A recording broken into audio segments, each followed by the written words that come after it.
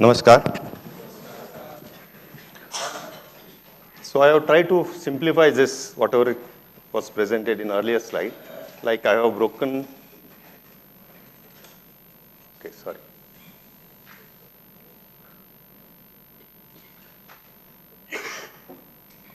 Okay, I have broken this cost into operating cost and material cost. And this operating cost, you add profit and it will be valuation for you. And the customer benefit has to be more than his buying price. So whatever extra you get is the customer value, which we can further simplify, saying that this is value added for you, and this is value added for a customer. Now, maybe the simplest business model is trading. Like a trader is buying at this price and selling at this price, and this is the value addition he gets. And from that, of course, he has to reduce his operating costs and get the profit. Now, these are the possible relationships with your customer. And the first is the win-win situation where both the customer value and your profits are reasonable level. And maybe this is a win-lose situation where your profits are very low and the customer is getting disproportionate advantage of you. And this is, of course, a lose-lose situation where the customer is also not happy and you are also not happy about their businesses. Whether this kind of a relationship is sustainable, like you are somehow increase your profits enormously and your customer is not having much profit. Or rather, you are working with a customer who is having very little profit and somehow you are getting very good profit from the business with that customer. This will not be sustainable because somebody else will jump in and try to put pressure on you. And this is also another possibility, like your competitor is doing his business in a right way, and at this price level, he is earning some profit, and you are facing loss. So this is also a possibility which everybody should be worried about. Now,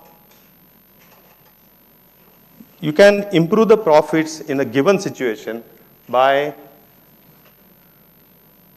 applying some ideas and reducing your both operating cost as well as material cost.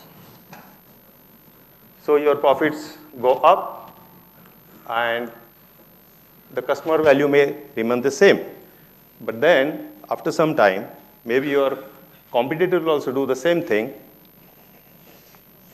and his profits will also improve. And maybe then you are forced to transfer your profit or your benefit to the customer, and maybe the customer value goes up, his customer's profits go up, and you are forced to reduce your profitability because of your competition. So this temporary advantage of earning more profit by improving efficiencies may not be sustainable. And that is what happens in a competitive situation. So what you have done, these two of you, by competing with each other, is that you have helped your customer to improve the profitability, whereas your profits have remained more or less same over a period of time. Of course, efficiencies are important because efficiencies lead to productivity and productivity creates national wealth. But the competition in a crowded market, it's very difficult to maintain the advantage of increased efficiency because other competitors can also work on the similar ideas. They can also adopt those ideas and they can easily catch up and the profitabilities will be again coming down. So it is very difficult to maintain the advantage of improved efficiency at a reasonable level. So maybe as a society, it's a good, like everybody is improving efficiency, and of course the nation as such will benefit. But when you're talking about your own business, probably you'll have to keep repeating this exercise of improving efficiencies to improve your profits. And of course, in this race, what is happening is your value addition goes on compressing. Because you improve the profits, the competition comes, your profitability goes down. So what is coming down really in the whole process over a period of time? Your value additions keep on reducing. So in this efficiency model, we have already seen that too much of focus on efficiencies will give some short-term returns, short-term benefits. However, if you neglect the market insight, over a long period, it will stagnate your business. And when we are talking about market insight, is that we are talking about the whole market. It's not about your relationship with the customer, but the environment into which your customer is operating, his challenges, customers, competitors' challenges, your competitors' challenges, the whole market. If you have a good insight into that market, and then you come up with better strategies, I think you'll be better off in the long run. So I would say the focus on efficiencies, this comes to, it will form a part of functional strategy, as we have seen that triangle, and probably the inside part would come, out of that some competitive strategies may come. So in a crowded market, the price is not decided by the customer or by you, it's decided by your competitors, ultimately. So this is what happens. There are a lot of suppliers, a lot of companies which are very similar, more or less, not much differentiation is there. So these profits will be always under pressure for all of them.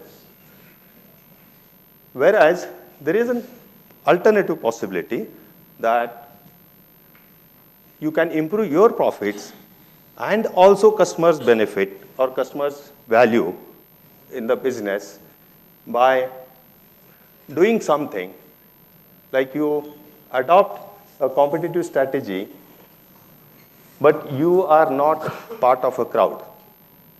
You are doing something different. You are alone. So when I say alone, of course, it's a very idealistic statement, but the crowd is not there and you are doing something different. And that may help you also and your customer also. Is it possible, for example, to adopt such a strategy? I'll start with a testimonial from Mr. G.V. Prasad, who is the director of Dr. Reddy's. And 20 years back, this statement was made by him, not now, that Technoforce gives excellent value-added services. So he is focusing on value addition, which we do into our business with this company through process optimization, their process optimization, through pilot plant trials, that is the application development activities, what we do. And on the record, he has said in front of his people that we are ready to pay premium for their services and equipment. So what is he saying?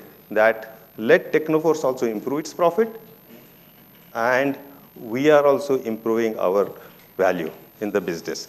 So this is the alternative possible. This was 20 years back. Just last month, we received a fairly good order from a European customer, and there was no negotiation.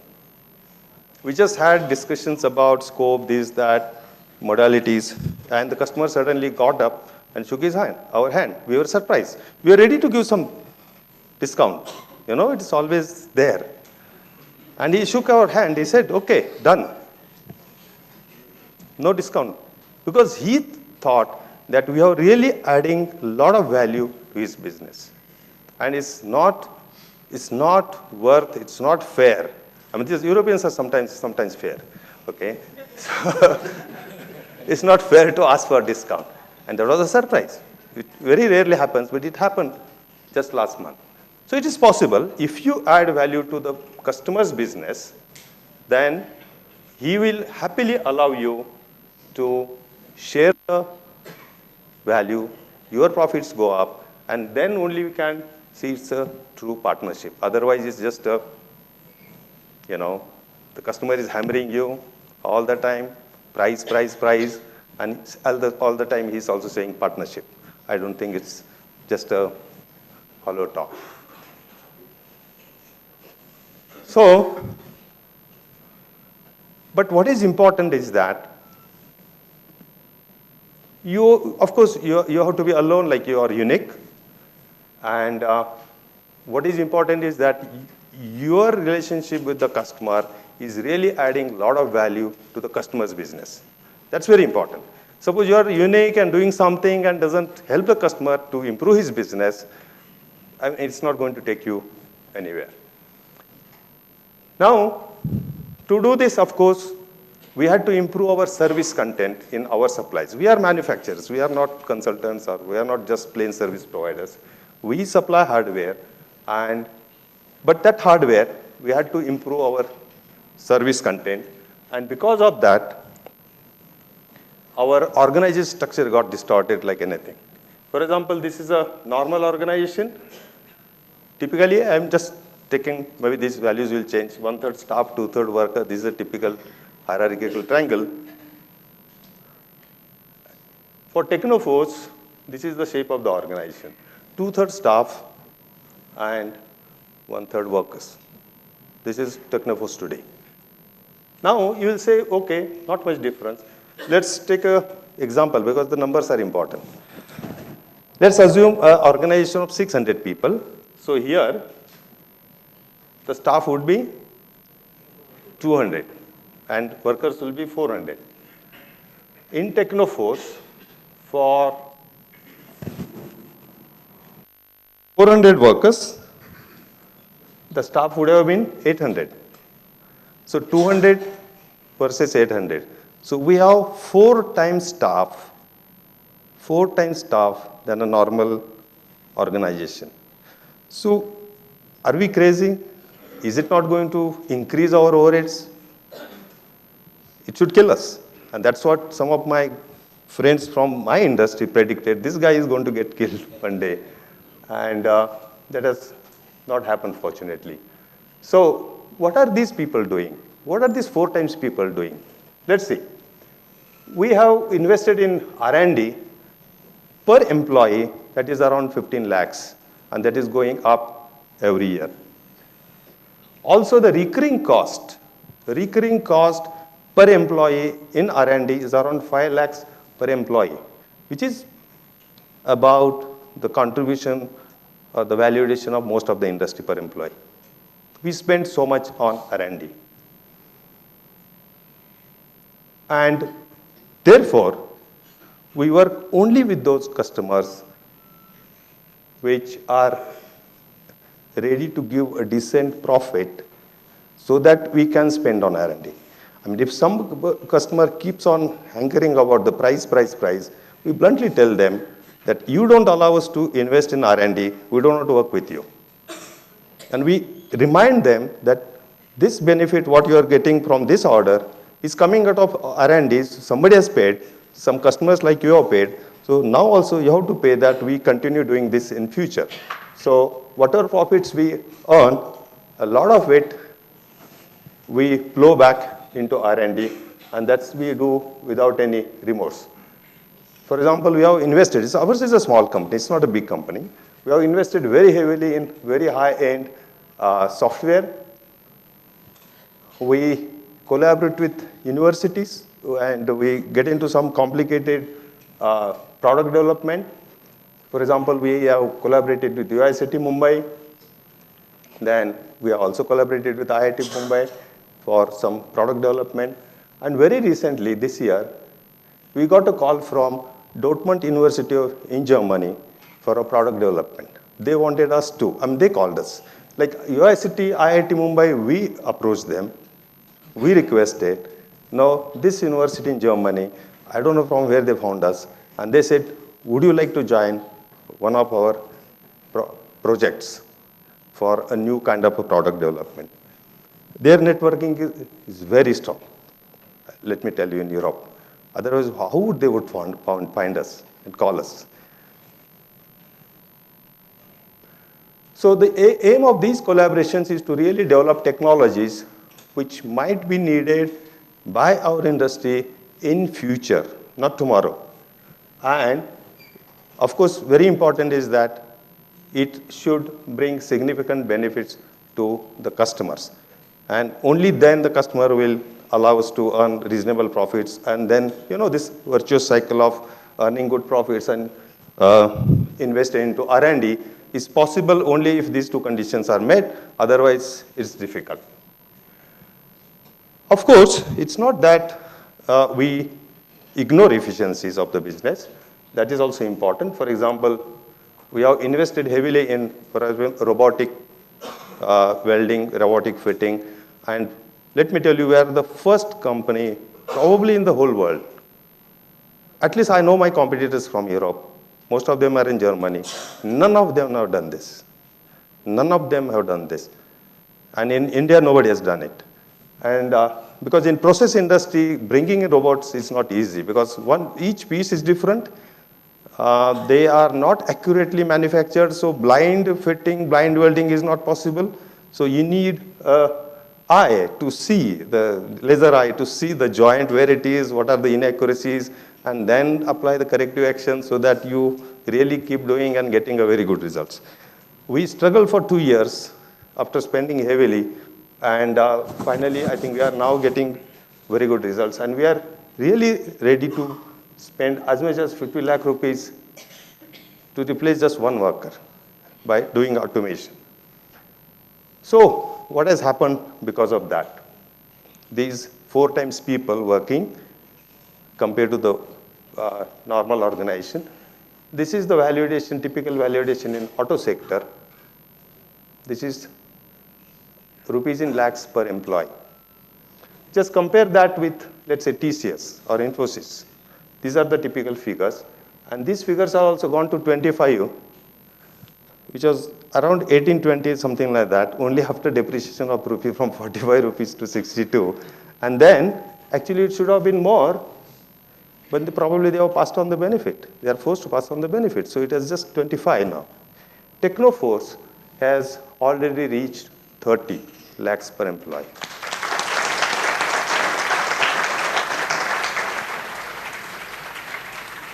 But was this the way, was there a strategy when we started the business? 25 says no. The answer is no. So it has just evolved. This is just, let's say we evolved, we tried and we worked on it and things started changing. For example, when we came to Nashik in 1990, we had 46 workers. Today we have 43, 3 workers less. So all our expansions are through automation and productivity increase.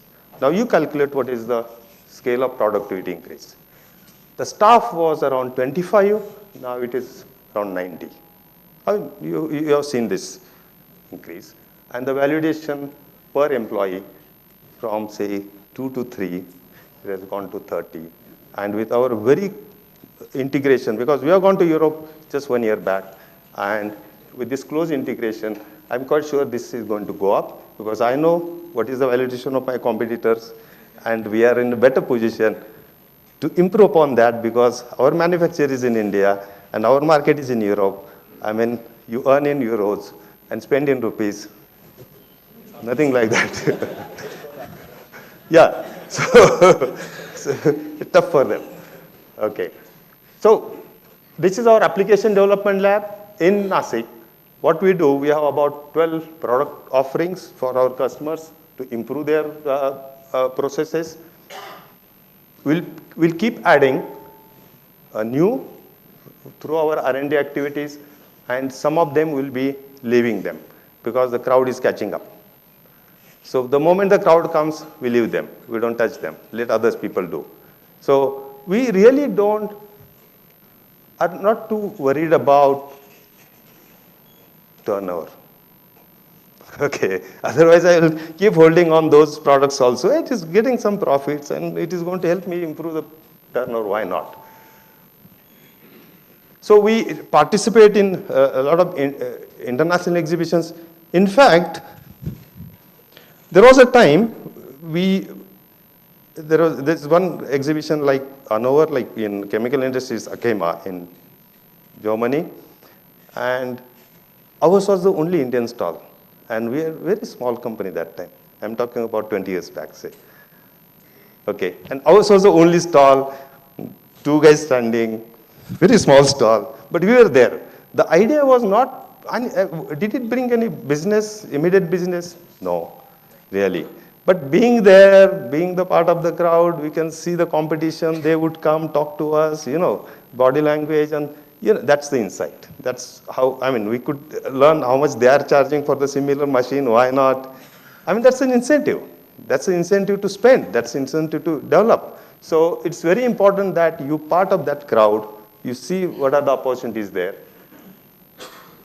We are, of course, now recognized in Europe because this is very, very important for them that the whole plant comes ready. This is a modular construction of plants, which is a very new concept in India, of course. But we have really mastered it, and they really appreciate this. This is a full plant with piping, pumps, instruments, everything is there, and it just goes into container without dismantling. You make it vertical, the plant is ready. And it's a huge, each of these modules could be around 20, 30 plants. So we started with import substitution as our strategy to begin with, say, initially. But now our focus is that go to those countries from the imports were being done and export to them. And the incentive is, of course, very high allocation allowed by those customers. I am saying allowed by those customers. That's very important. This is our application development lab in Netherlands. This is for the European customers. This just started 1 year back. And it has already started creating very good results. This is our team in Netherlands. We have not taken any Indians there. We have hired people from there, and they are manning this show. And of course, it is being taught to people that this ROI is very important. That's the very purpose of being in business. And we are also told in the same breath that the employees is the capital, okay? Then why don't we calculate returns on employees? Or shouldn't that be a business strategy? And I think so. I think this is what we have done. We really focus on return on employees and not on turnover. So my simple advice will be work with customers who themselves are making profit because they would then understand your philosophy. If they are not making profits, then they don't understand your philosophy, and it will be very tough to work with them. Clean your business, because as the main guy, top in the hierarchy, the buck stops at you, the cash also stops at you. And it's a waste of time to manage cash. Don't create cash. My humble advice to you. Clean your business. It's not only Swachh Bharat, but it should be Swachh business also. It's the time has come. And also the inward-outward thinking, like inward is too much focus on efficiencies. Efficiencies are important, but also think outward. Think about customers market, customers' problems, and think maybe 5 years ahead and see whether you can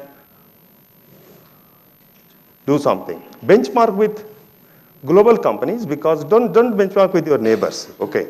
That's not a good thing, especially in Nasik, because it's a very close community. And think globally. I mean, what your competitors are doing abroad. Maybe you don't deal with them, you don't cross the roads with them, but just observe what are they doing, at what price they're selling, what exactly is their strategy, what tactics they're using, and benchmark with them, and then you will find the opportunities. And that could be a good incentive to spend in R&D. Of course, the validation per employee as a strategy versus turnover, and of course, spend in R&D. Now, before I close, I would like to give a simple example. Like people are now, for example, in chemical industry, the green thing is there. Green means less carbon emission, clean, less pollution. So the biomass, like leaves, wood, plant material, converted into fuel or chemicals is a big thing. It's going to be the next wave in chemical industry. And European Union have committed 30,000 crores in R&D in biomass in the next 3 to 4 years. Where do we stand as a society against this? And what is going to happen after, say, 5 years or 10 years because of such disparities of what we are doing and what those guys are doing? Again, after 10 years, we'll be again chasing them. There'll be a huge gap, and there is no catch-up. There's no catch-up because we don't spend in R&D. So this talk of superpower, this and that, has no meaning unless you spend in R&D. No nation will really become a superpower unless they spend in R&D. I think some Asian or African leader went to US at Kennedy's time, and he told them, you have such a beautiful infrastructure, you have such a beautiful roads, and therefore you are rich. And he said, my friend, it's not like that. Because we have spent in infrastructure, we are rich.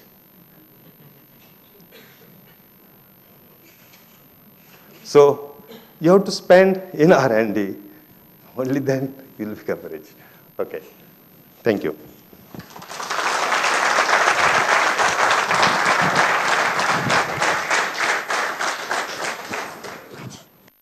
I think, wow, it has been an excellent presentation, definitely.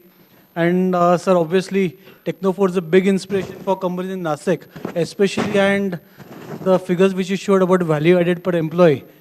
I think once again, a big round of applause for Technoforce. Guys, I'm sorry. मी एवढे प्रश्न लिहिले आहेत की तुम्हाला बहुत एक chance देणार नाही आहे मी. You can make an attempt to write questions and pass them on to me. So एक पहिला प्रश्न तुमच्यासाठी. आता तुम्ही म्हणालात की नेदरलँड्समध्ये we have a pilot plant now. Why did we choose Netherlands? Like, if we look at the market, a lot of markets in Asian countries, the Southeast Asian countries. Netherlands is I think its population is 2 crores. And we had some clients, so we are going there often and talking to them. We realized that that is the only second English-speaking country in Europe. You will be surprised. And we didn't want to go to UK, because there's hardly any chemical industry. We wanted to be real Europe, you know. UK is not real Europe. So we didn't have a choice. We didn't have a choice. Of course, this society is beautiful. They're very open people. There's no attitude. Like you go to France, you go to Germany, there's attitude issues are there. Of course, language problems are there. But Netherlands, I think everybody knows English, even though Dutch is their national language. Okay. But if you look at the customer base, maybe it's in Asian countries, normally people say that you have to be close to the customer. But whereas, as you said, it's really related to, you need to be close to the customer if your service content is more. Services, you need to be close to the customer. For products, like your hardware products, you can be anywhere. You better be at some order place, cheap place, and you can send it to all across the world, there's no problem. But this pilot plant or this application development activity or R&D is a service. So we have to be very close to the customer. Okay, great. So as you said, you participated in the exhibition 20 years back when it was a small organization.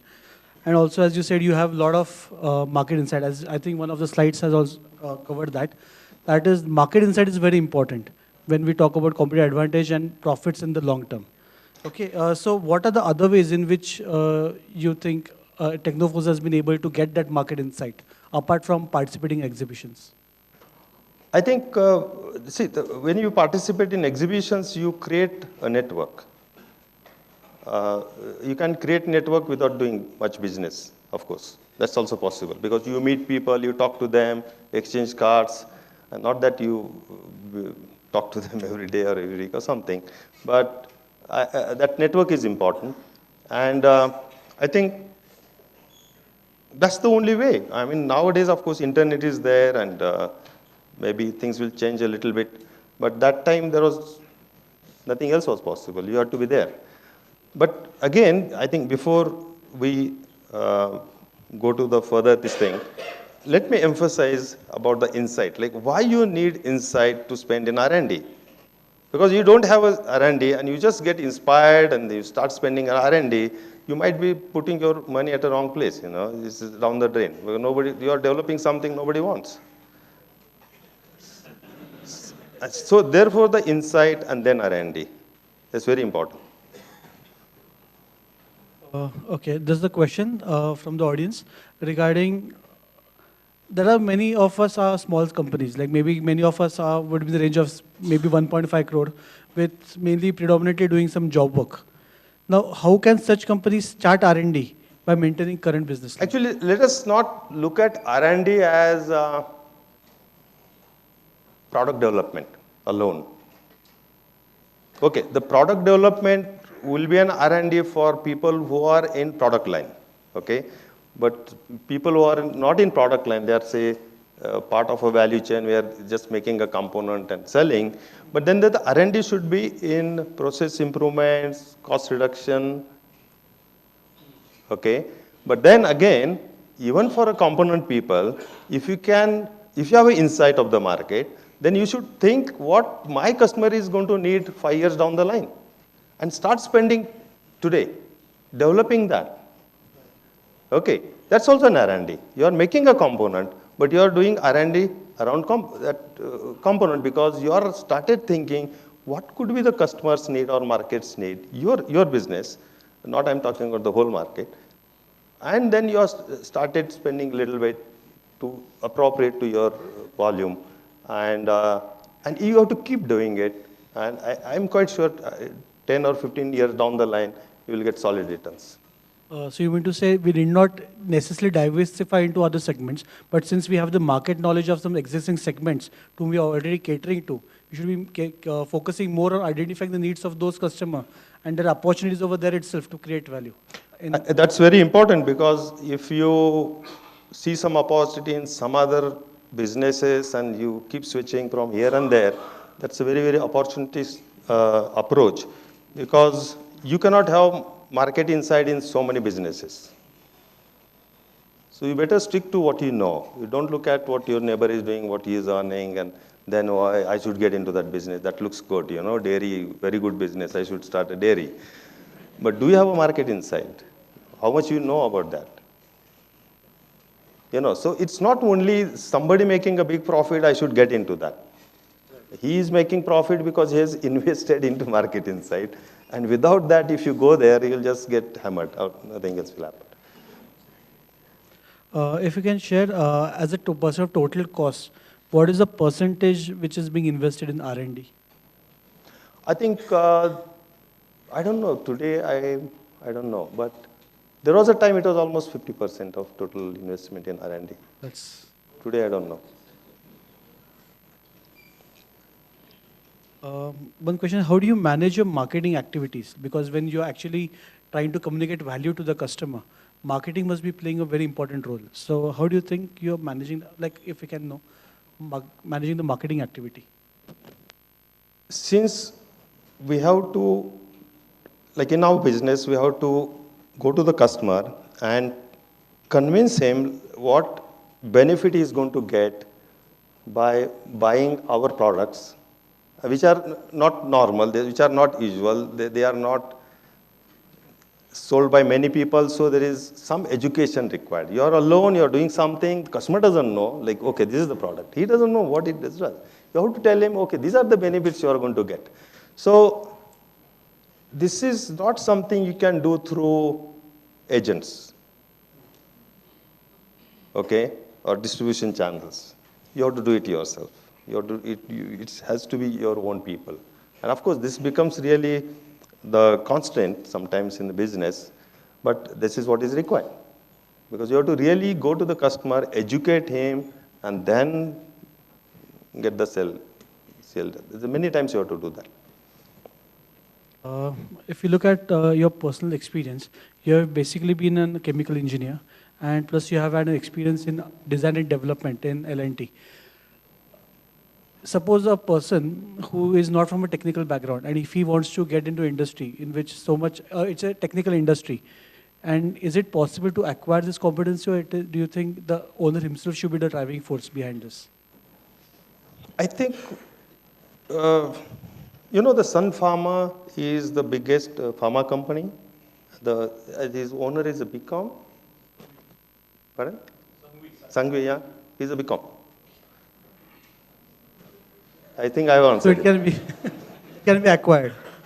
And it's a very technically oriented industry, pharma, because things keep changing. The product cycles are very short. You have to be really on alert all the time. What do you think are the challenges for the Indian industry, for adopting R&D as a strategy? Not R&D per se strategy, but just, as you said, creating uniqueness by R&D. I think main challenge is the conviction, because you spend money today and the fruits are going to come after, say, 5 years, or sometimes they may not come also. So unless you are convinced, I don't think you'll stick to that. You probably will do it for 1 or 2 years, nothing comes out, and you'll discontinue, That crazy lecture I heard, Patil, he said something, nothing is coming out. So you do it with conviction. You have to be very, very adamant and crazy person like me.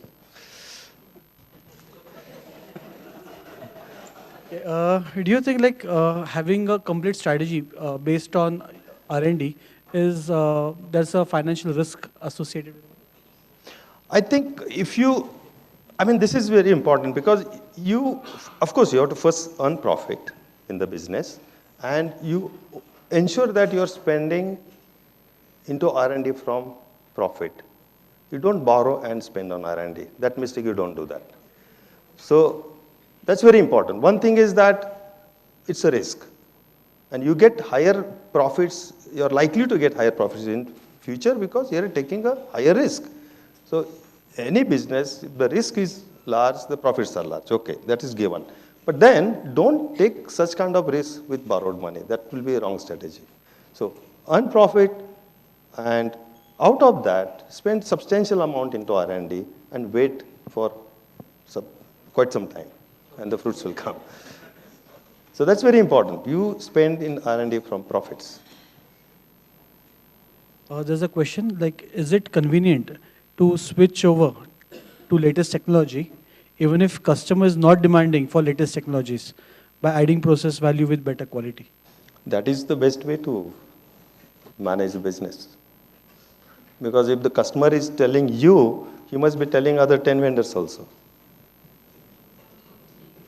So we are again stuck in the crowd, At least couple of years you should be ahead. One question is, we are generating value through R&D. Do you think it has ever been difficult for you to communicate this investment, which you're doing in R&D, to the customer, or it has never been a point of consideration in communication? See, the customer, end of the day, customer is doing his own business. He has his own problems. He's not looking at your business and balance sheet, okay? And when he gives you an order, he's not doing you a favor, okay? And you're also not doing favor by taking it out, okay? So he is looking at what he is going to get out of that transaction, okay? And as long as you ensure good value coming out of the transaction to the customer, he will not bother you, like how and, So have I replied to your question? Okay. One more question which I have is, should industry focus on R&D during the starting phase or over a period of time? We should start investing? Immediately after you start earning profits. I think that perfectly answers the question. Immediately. Okay. Farmhouse, etc. later on. Okay?